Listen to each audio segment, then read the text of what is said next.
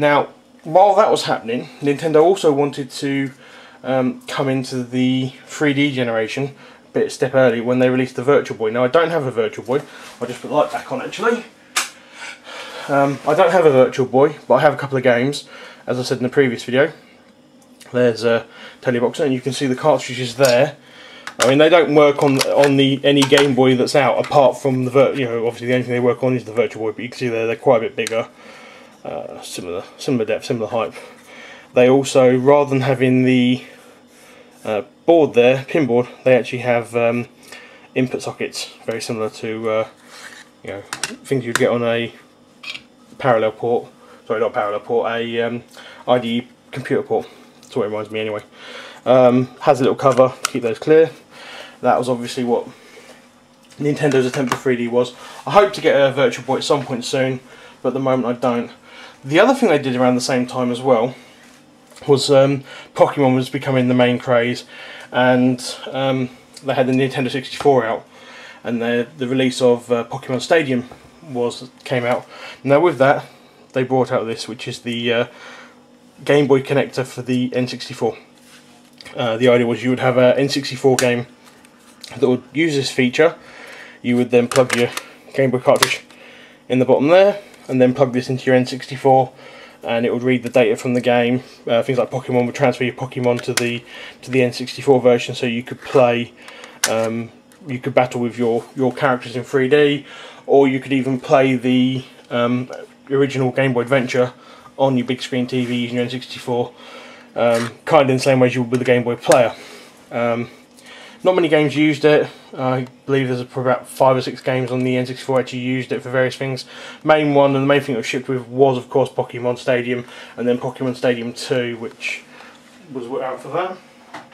Now, to follow on with the achievements that Nintendo got with the Game Boy, and how widespread the unit was, obviously at the time in Japan the Game Boy Lite was available in short supply, using its standard cartridges.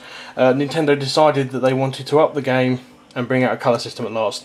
Obviously, colour consoles had already been done in handheld by Sega with the Game Gear, Lynx with the Atari with the Lynx, and things like that. But obviously, Nintendo thought it was time to come to that sort of market and bring colour 8-bit gaming to their systems, rather than just monochrome 8-bit gaming. As I said before, the Game Boy Color, which is here, used the original Game Boy games. It could also use the games like these ones, which is Game Boy Color enhanced games. They could use the Super Game Boy enhanced games, but didn't enable you to have the Super Game Boy enhancements. You were limited to effectively a recoloured version of the original Game Boy version on the cartridge. The other thing they introduced was these, which are the Game Boy Color only cartridges. Again, another Zelda game, which would only work on the Game Boy Color. And in fact, if you inserted one into any other Game Boy,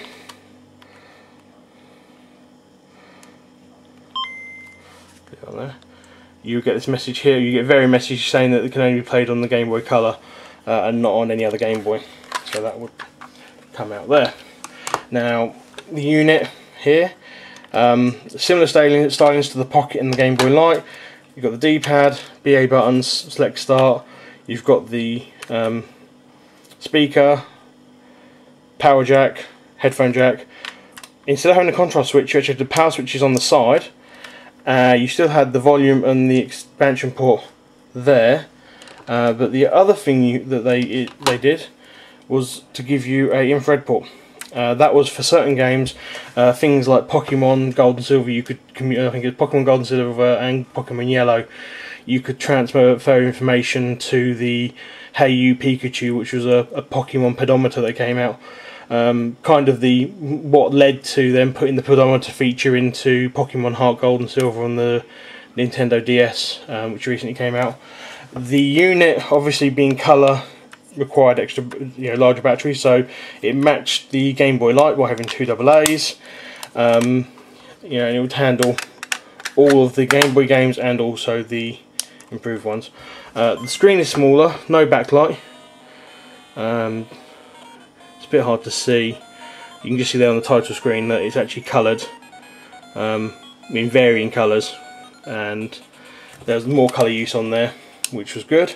But obviously games that were created purely for the Game Boy Color were obviously able to have more colours to the unit. This is the Zelda game. It was actually done by Capcom. So it didn't improve the graphics, but it meant that it had more colours it could use at one time on screen without having to worry about limiting itself to the standard Game Boy. So you would have more colours within the game, and that's obviously there, and that's that.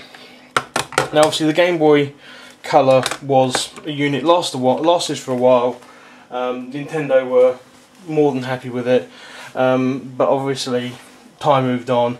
The portable consoles had to move on, as well as the main systems. And obviously at this point, at the point we got to the Game Boy Color, we were on the N64. So obviously everyone was saying to Nintendo, we need better portable gaming, and what they wanted. So Nintendo's answer to that was, as we all know, the Game Boy Advance. It was a complete redesign. It was based effectively on 16-bit systems, so you were looking at more along the lines of Super Nintendo graphics rather than NES graphics. They restyled it to turn it on its, effectively turn the unit on its side, so the screen was more within the centre of your play, rather than being above your controls.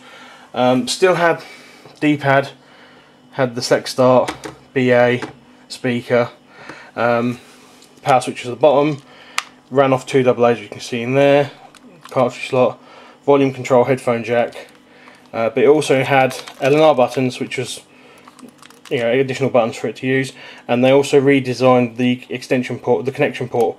It was actually redesigned.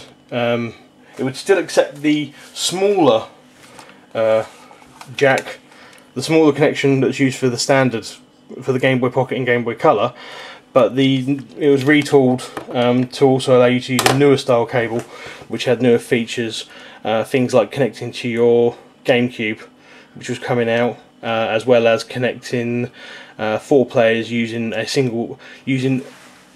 set of single leads, rather than having to have a box sitting in the middle. You could have one multiplayer lead, which had the Nintendo multiplayer leads got launched, had a connector in the middle to bring off another lead.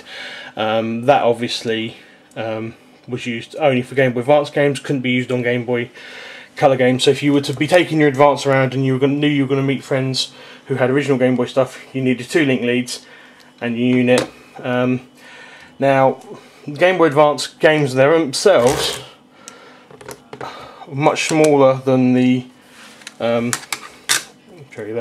much smaller than the standard Game Boy cartridges, about half the size, similar dimensions to that. And the reason why there's similar dimensions for the rest of that is because not only could you fit in your Game Boy Classic games, where you could get the colour as if you were playing a Game Boy Color. You also had the ability to stretch the screen. The abilities to stretch the screen to fill up the widescreen view on the Game Boy Advance. So not only did it use the original Game Boy games and Game Boy Color Advance added games, but it also played Game Boy Color only games.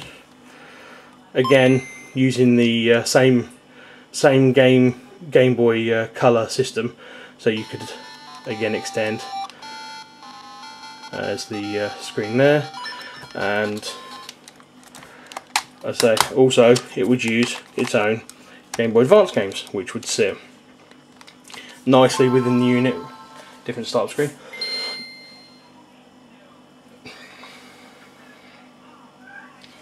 Okay, looks like I've got a bit dust there actually. Hold on.